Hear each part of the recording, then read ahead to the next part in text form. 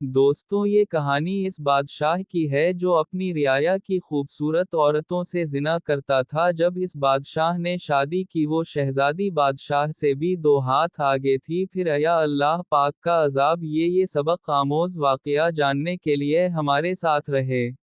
کہیں ایک ایسی سلطنت تھی جو اپنی شاندار عمارتوں، زرخیز زمینوں، اور وسیع دولت کے لیے مشہور تھی، لیکن اس سلطنت کے باسی ایک عظیم آزمائش کا شکار تھے۔ یہاں کا بادشاہ ایک ظالم اور خودغرض انسان تھا، جو اپنے اقتدار کی طاقت کے نشے میں ڈوبا رہتا تھا۔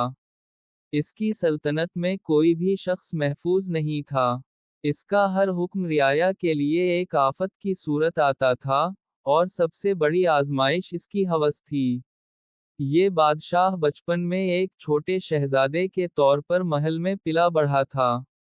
اس کے والد بھی ایک سخت گیر حکمران تھے، جنہوں نے اسے رحم اور محبت سے دور رکھا۔ وہ طاقتور بننے کے جنون میں ڈوبا ہوا بڑا ہوا۔ وقت کے ساتھ وہ اس یقین پر پہنچ گیا کہ دنیا کی ہر چیز، خواہ وہ کسی کی عزت ہو یا زندگی، صرف اس کی خواہشات کو پورا کرنے کے لیے ہے۔ جب بادشاہ تخت پر بیٹھا تو اس نے اپنی رعایا کو اپنی مرضی کے مطابق چلانے کا فیصلہ کیا۔ اس کا ماننا تھا کہ کوئی بھی چیز، خاص طور پر خوبصورت خواتین، اس کے حق سے باہر نہیں۔ بادشاہ نے اپنی سلطنت میں ایک عجیب اصول بنا رکھا تھا۔ کوئی بھی خوبصورت عورت اس کی نظروں سے بچ نہیں سکتی تھی۔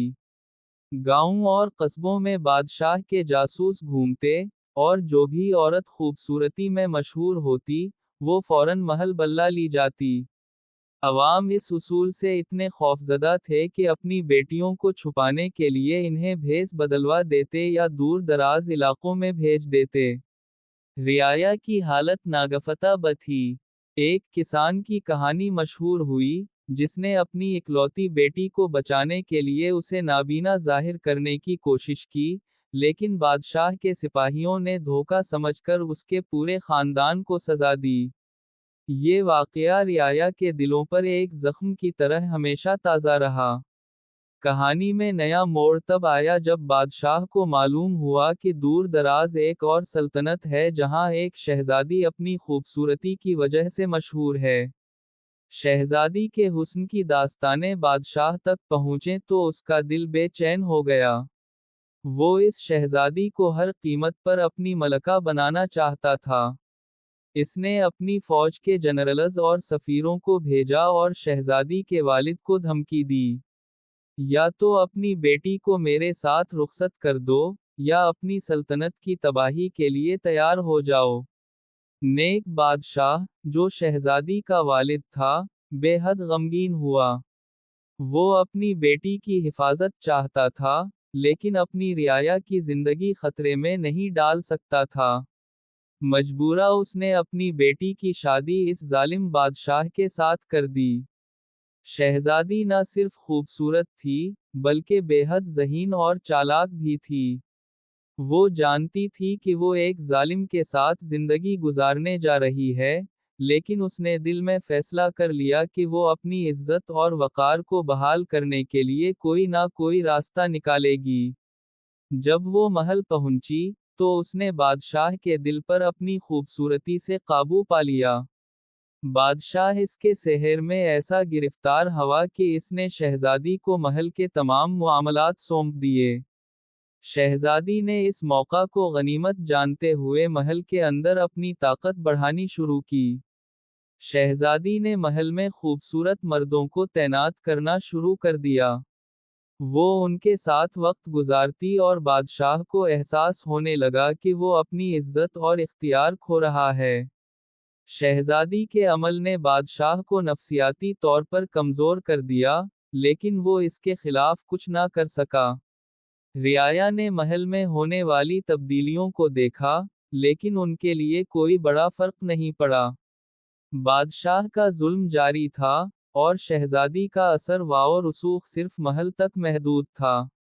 لوگوں نے اپنی بے بسی میں اللہ سے دعا کرنا شروع کی کہ کوئی ایسا آئے جو انہیں اس ظلم سے نجات دلائے۔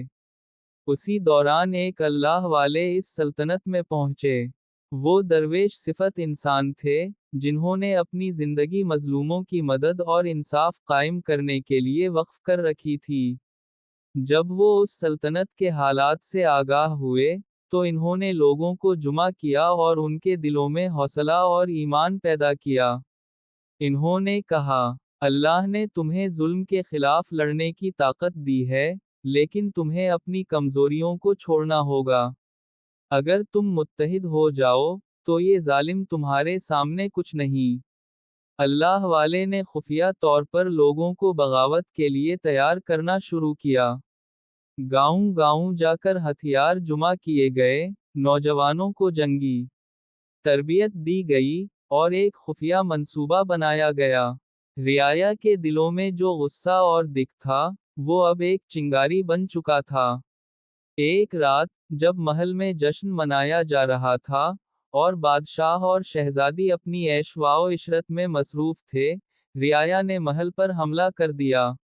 سپاہیوں کو شکست دی گئی، اور محل کے اندر کے تمام راز کھل گئے۔ بادشاہ اور شہزادی کو گرفتار کر لیا گیا۔ رعایا نے انہیں ان کے ظلم اور خیانت کے بدلے سخت سزا دی۔